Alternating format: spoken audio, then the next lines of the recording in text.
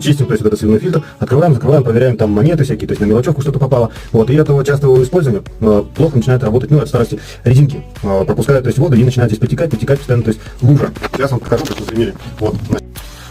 От старости со временем у нас сохнет вот эта резинка, становится не такая эластичная и пропускает, то есть воду. Некоторые мастера, ну или так люди советуют, вот это стопорное, да, вот это стопорное место, да, стопор, просто брать пассатижами его, то есть и выламывать. Но смотрите, что мы его выломили, и тем самым мы можем вот эту пробку закрутить дальше, то есть стопор не будет держать, а она прокручивается дальше. Но в чем подвох? Смотрим. Вот здесь вот есть внутри, вот видите, куда вода заливается. Если стопор нас остановил в этом положении, когда мы его выломали, что у нас проходит дальше? У нас идет закрытие, видите? Мы закрыли просто заливной, то есть вот этот планец мы его закрыли. Вот. В этом случае, если так вот у вас протекает вот отсюда пробка, из-под пробки, проще взять, купить, заменить вот эту новую оливку и не париться. Все. Всем, кому понравится, ставьте лайк, подписывайтесь, еще будет много интересной информации.